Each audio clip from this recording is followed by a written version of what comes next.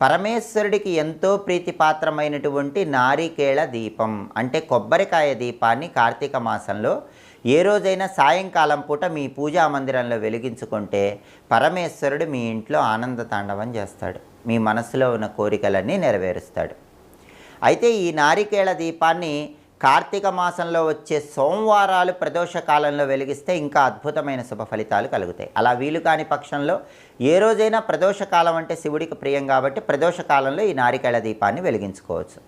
ఈ నారికేళ దీపాన్ని ఎలా వెలిగించాలంటే మీ గృహంలో పూజా మందిరంలో పరమేశ్వరుడి చిత్రపటానికి లేదా లింగస్వరూపానికి గంధం బొట్లు కుంకుమ బొట్లు పెట్టి ఆ తర్వాత శివుడి దగ్గర ఒక పీట ఏర్పాటు చేసుకోవాలి. పూజలు చేసుకోవటానికి ఉపయోగించే ఒక చిన్న పీట ఏర్పాటు చేసి ఆ పీటకు పసుపు రాసి కుంకుమ బొట్లు పెట్టి ఆ పీట మీద ఒక రాగి పళ్ళాన్ని ఉంచాలి లేదా ఇత్తడి పళ్ళాన్ని ఉంచాలి. ఆ రాగి పళ్ళెము లేదా ఇత్తడి పళ్ళె